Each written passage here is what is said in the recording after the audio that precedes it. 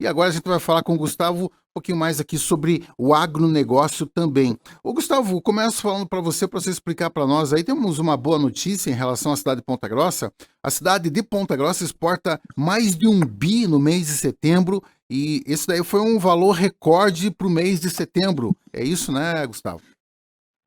Na realidade, sempre as notícias de exportações, as notícias de balança positiva de Ponta Grossa vem ligada com o agronegócio, né? Então, o valor alcançou 1,01 bilhões de reais, volume de 300,5 mil toneladas, valores recordes históricos para o mês, né? No acumulado do ano, total exportado é de 7,33 bilhões de reais. Melhor resultado do recorde anterior foi anotado em 2008. Então, é muito tempo, né? E isso sempre está ligado ao complexo soja. Os principais produtos exportados são a soja e seus derivados, aparece na liderança do mês, né, com 826 milhões de reais, e quando no acumulado do ano foi de 5,8 bilhões de reais. Então, realmente mostra aí a força que a gente tem, força em questão de produção, força em questão de logística. Então, a gente está muito bem colocado na questão logística dentro do Estado, dentro do país, né? Então, a gente precisa alavancar e aproveitar isso, né? Então, as exportações de Ponta Grossa representam 6,8% das exportações estaduais, 0,5% das exportações federais, né, do Brasil, e isso para nós é motivo de muito orgulho. O que a gente tem, né, Marcelo, a gente vai falando aqui dos assuntos e a gente vê que realmente a gente precisa muito avançar para que a gente possa somar mais. Por exemplo, né, o Estado está investindo 5 milhões, 5,9 milhões para ser exatos, em estradas com pavimentação não pavimentadas, né, então as estradas rurais, né, e esse dinheiro, eu já venho falando há um tempo, ele não está chegando como deveria chegar em Ponta Grossa. Então, esses 5,9 milhões estão contemplando estradas de Jaguaraíva e Sengés, né? Então a gente precisa realmente avançar nisso. Eu me recordo, Marcelo, quando eu estava como secretário da Agricultura, que existia um projeto que era fazer a adequação de estradas rurais não pavimentadas, colocar mais qualidade naquela pavimentação, e isso funcionava através de consórcios intermunicipais. E nós fizemos um consórcio com o município de Porto Amazonas, Palmeira e Ponta Grossa. A demanda de Ponta Grossa era incrivelmente maior do que a de Palmeiras e excepcionalmente maior do que Porto Amazonas. Porto Amazonas, eles tinham muito pouco de estrada rural lá que não estivesse em plenas condições. E a gente mais, inclusive, foi alvo de muita discussão com os prefeitos de lá, como a gente conduziria a parte financeira desse consórcio, né? Afinal, porque Ponta Grossa tinha mais demanda e utilizaria mais. Então, é uma demanda que nós precisamos cuidar com muito cuidado, Marcelo. Certo. São Cuidar com 8. muito cuidado. Essa foi... Cuidar com muito cuidado. São 8h14. É, É, tem algumas informações aqui no meio das notícias do agronegócio. Tem uma aqui que me chama a atenção também, Gustavo, que não é do agro, né? Mas é importante a gente destacar aqui. Partidos deram 50 milhões de reais para candidatos com menos de 300 votos cada um. Emprego de altas verbas em candidatos com baixíssima votação pode indicar uma candidatura laranja, como aconteceu no ano de 2018. Partidos políticos destinaram nessas eleições mais aí de 50 milhões de reais para 1.430 candidatos a deputado federal que não conseguiram nem 300 votos cada um. O alto emprego de dinheiro público em campanhas sem voto pode indicar, como eu disse, candidaturas laranjas. Um cruzamento que foi feito aí com base nos resultados das eleições e na distribuição pelas legendas dos fundos eleitoral e partidário mostra que vários desses casos envolvem mulheres e pessoas que se declararam negras pelas regras. Os partidos têm o dever de direcionar verba pública a mulheres e negros na produção dos candidatos lançados. O esquema, Gustavo, de candidatos laranja consiste em escrever nomes de fachada, ou seja, que não realizam ou simulam atos de campanha. O que você acha disso, Gustavo? A gente primeiro tem candidaturas que deram erradas, né? Na terça-feira aqui o Márcio Pauli comentava da Joyce Hasselmann, que parece, se não me engano, pegou 2,7 milhões de reais e fez 13 mil votos em São Paulo, Ele que fez é uma conta um... aí, quanto que custou cada voto. Eu não lembro o número, ele fez a conta ali na hora, mas era um número bem significativo. Porque eles fazem, sabe? A pessoa quando vai para uma campanha, eles têm uma conta de quanto custa um voto, não é quanto se compra um voto, não é? Não estamos falando isso, estamos falando que na realidade entre você fazer santinho, folhinha, povo se deslocar e tal, tudo que você gasta na campanha aí, a pessoa divide pela quantidade de votos que teve, chega a uma conclusão do custo por voto, né? Então tem situações como essa e existem situações exatamente isso. Você tem no mínimo 30% de candidatas mulheres, né? Você tem uma questão de cotas raciais. Eu acho que isso aí passa, eu tenho na minha cabeça, Marcílio, que nem essa questão quando a gente fala de cotas em escolas. Eu acho que isso aí não é não deve ser algo tempo. Caiu o sinal do Gustavo. A gente vai refazer aqui o sinal com o Gustavo. Tá congelado ali na tela. Quem tá nos vendo aí no Face, no YouTube, congelou ali. A gente perdeu o contato com o Gustavo, que já já volta. Daqui a pouco o Gustavo volta e vai participar com a gente aqui, trazendo as informações do agronegócio, né? E para pontuar melhor aí em relação a esse assunto que a gente está falando aqui da política. E daqui a pouco também o professor Jorge Nunes, do Guimarães, estarão aqui com a gente para falar do nosso operário ferroviário. Olha, eu vou falar uma coisa para vocês. Aquela entrevista do técnico, o Matheus, ela repercutiu, Rodrigo, em todo o Brasil. Muitos programas aí nacionais, rede aberta, nesses canais fechados também, né? Teve muita repercussão. Repetiram várias vezes a resposta do Matheus, principalmente quando o Matheus fala que é um time frouxo. Nós somos frouxos.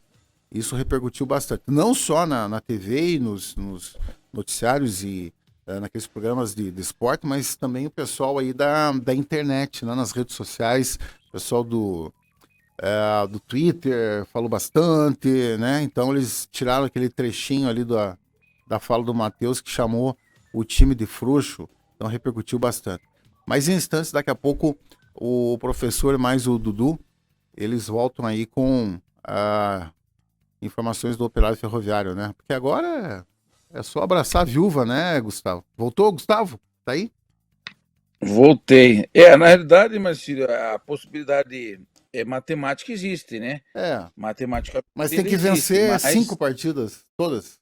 é, o que é estatística, né? Quem faz contas estatísticas vai dizer que é muito difícil, é muito improvável, né? Mas estatisticamente a probabilidade é muito pequena. Mas sempre existe. As flechas estão acabando, mas ainda tem 5 flechinhas para tirar, né, Marcelo? Vamos ver, vamos ver. Ô, Gustavo, quer encerrar o teu comentário em relação lá? A gente estava falando Pois da. é, aí o que que eu acho? Eu não sei até onde vocês foram, mas o fato é o seguinte: acho que a questão de cotas tem que ser algo temporário, independente para o que quer que seja. Quer seja para estudo, quer seja para concurso público, quer seja para eleições.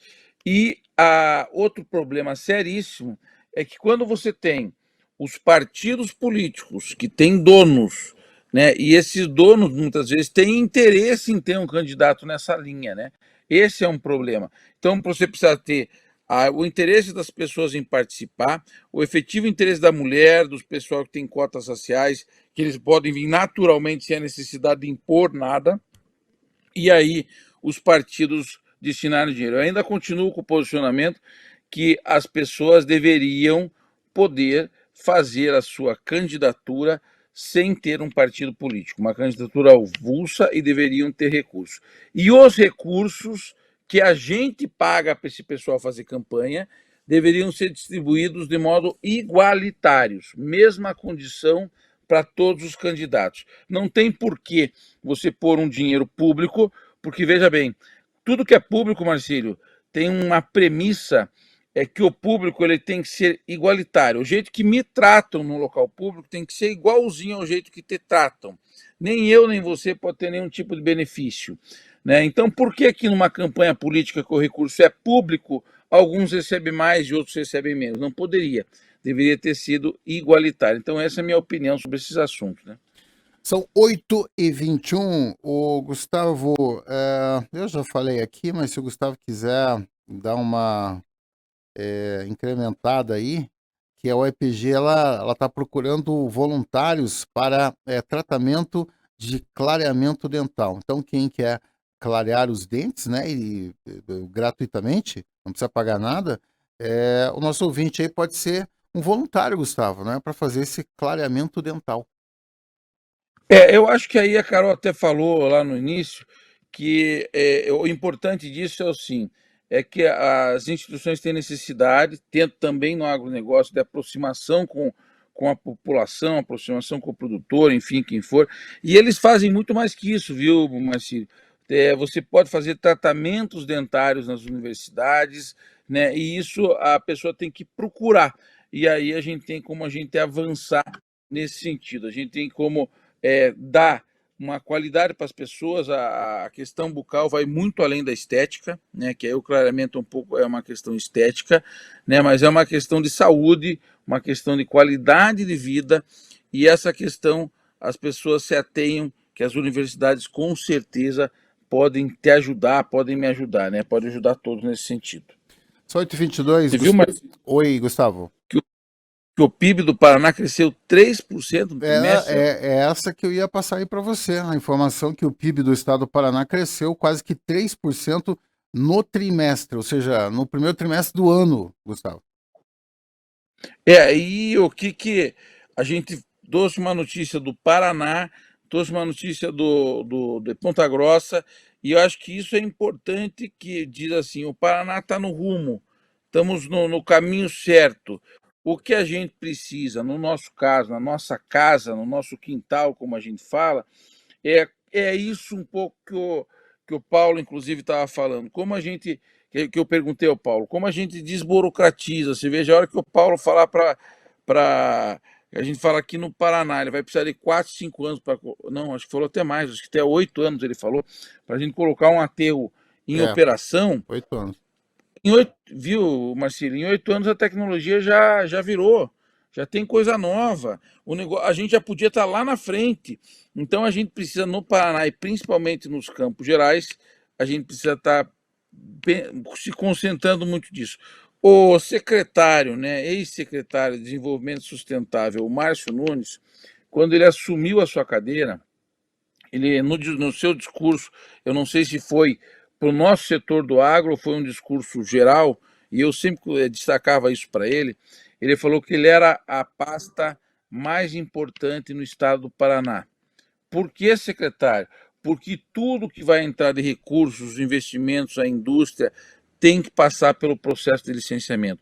E a hora que ele tem um processo de licenciamento célere e eficiente, o industrial que veio a Ponta Grossa, por exemplo, fala lá para o companheiro dele, para o amigo dele, ou para aquela indústria que agrega no processo dele, falou, olha, eu fui lá para uma região lá chamada Ponta Grossa, no Paraná, e lá eu tive um processo muito eficiente, muito sério, vai lá que nós vamos conseguir acelerar. Isso é muito importante. Bom, e também ó, essa variação positiva do agronegócio na questão do PIB, né, é resultado da expansão na pecuária, segunda safra de feijão, né, o desempenho da indústria também foi influenciado pela maior quantidade de energia elétrica gerada, alta do setor de serviços, né, qualidade e crescimento nas atividades de transporte, alojamento, alimentação, em pleno funcionamento depois do impacto da Covid. Então fica aqui os parabéns para o nosso Estado fazendo a lição de casa. Lembrando, fazer uma lição de casa, fazemos. Como é que nós vamos avançar mais? Vamos estudar e vamos avançar. São 8h25. Olha, temos aqui um concurso para crianças que está premiando maquetes sobre sustentabilidade e inovação no agronegócio. Crianças com até 12 anos podem se inscrever em um concurso inédito de maquetes com o tema sustentabilidade e inovação no agronegócio. Pelo segundo ano, a Copavel realiza uma ação especial para comemorar o Dia da Criança que vem aí, no dia 12 de outubro. Oficialmente, né? 12 de outubro. A campanha passa a ter um nome agora. Será chamada de Cup Kids. E a cada edição vai ter um tema diferente. O objetivo da campanha é interagir ainda mais com as famílias dos colaboradores ao cotidiano da cooperativa, que atualmente dá emprego e renda a cerca de 7.500 trabalhadores em 23 municípios do oeste e sudoeste do estado do Paraná, destaca o presidente Dilvo Grolli. A Cup Kids terá a produção de maquetes de estrutura ligadas ao complexo da Copavel. Vão participar filhos de pais que atuam nos frigoríficos de suínos, aves, incubatório, matrizeiro e também na área de fertilizantes. Que é matrizeiro, hein, Gustavo? É produção de matrizes, né? Você produz, como a gente fala frequentemente, a gente setoriza as coisas, o agro vem setorizando. Então você tem pessoas que produzem, que engordam, tem pessoas que produzem matrizes, tem pessoas que pegam o animal, quer seja suíno, quer seja o pintaninho, e pega e faz uma recria, como na pecuária, né? Então você segmenta o negócio e especializa, né? Isso aí vem muito parecido, Marcílio, com uma atividade que é muito também eficiente aqui no estado, que é o programa Agrinho, né? Que a intenção é o quê? É trazer as pessoas para a realidade do agronegócio e trazer o interesse da futura geração para o negócio e também eles virem com uma ideia, né, para a gente poder melhorar os nossos processos, porque todo o processo, o interessante é a diversidade de ideias. A diversidade de ideias ela passa, inclusive, por você ter realidades diferentes. A realidade de uma pessoa em relação a outra e a idade influencia, faz com que você crie um aspecto, visualize melhor o negócio. E visualizando melhor o negócio, a gente vai para um objetivo, para um futuro ainda melhor, né? O Copavel faz um lindo trabalho, faz um processo interessantíssimo, o show rural que eles fazem por lá é a referência a nível nacional. A feira deles também é uma feira muito interessante a nível nacional. Por sinal, a gente também lamenta a gente não ter mais a nossa feira, a IFAP, esse ano ela não saiu, né? Então, são coisas que realmente a gente precisa estar sempre atento. É a soma disso, né? É a soma da feira, é a soma do Copkit, é a soma de tudo que faz com que eles avancem. Ó, dando bom dia aqui pro Pedro Canova, dizendo que esse aterro que fizeram não tem mais condições, já faz algum tempo que ele comentou. Eu acho que é questão dos aterros antigos, do Butuquara, né? O Carlos Alberto Jabur dando bom dia. O Daniel Nadal Maravieski, dizendo que custou mais de R$ 200 cada voto da Joyce Hasselman. E aqui, o pessoal perguntando aqui quantos quilômetros de estradas rurais tem em Ponta Grossa. O Diego Santana nos perguntando através do WhatsApp. Se eu não me engano, Diego, a gente tem mais de 300 quilômetros de estradas rurais em Ponta Grossa. Concentração grande na região do Itaiacoca, né, muitas ligações por lá, e realmente uma grande demanda, é uma grande dificuldade, inclusive, para a Secretaria da Agricultura, conseguir manter esse volume de estradas dentro de uma estrada que sempre uma estrada rural, uma estrada não pavimentada, ela é mais sujeita, né, às ações do meio ambiente como um todo, né? É verdade. São 8h29. Antes do intervalo, já teremos aí as informações do esporte, né? Falar bastante aí do nosso operário ferroviário. Ih, operário. Você acredita no operário ainda, Rodrigo? Não? Acho que não dá mais? Pois é, daqui a pouco tá o professor aqui com a gente também, o Dudu Guimarães, a gente vai falar do nosso operário ferroviário. São 8h30.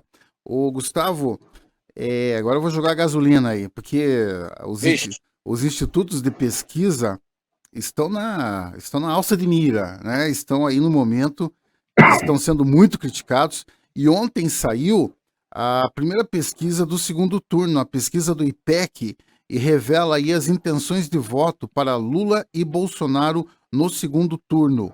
O ex-presidente Lula aparece no IPEC com 51% das intenções de voto e o presidente Jair Bolsonaro, tentando a reeleição, aparece com 43%. É a primeira pesquisa. Os institutos, meu caro Gustavo Ribas Neto. Será que vão ter que contratar uma cartomante agora?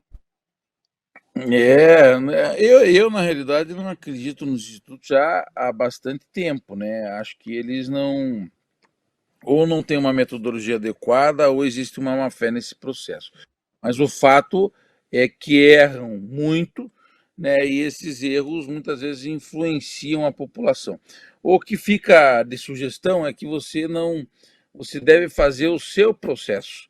Você deve analisar o seu candidato, analisar o seu e o concorrente. No caso agora nós temos dois, né? Então analise os dois candidatos e veja em quem você vai rodar. Agora, e também outro fato é que isso aí é uma tendência, né? Que falam muito que a gente tem que avaliar a tendência. Então, a verdade, o Instituto já está tendenciando a um crescimento do Jair Bolsonaro, a uma manutenção do Luiz Inácio Lula da Silva, né?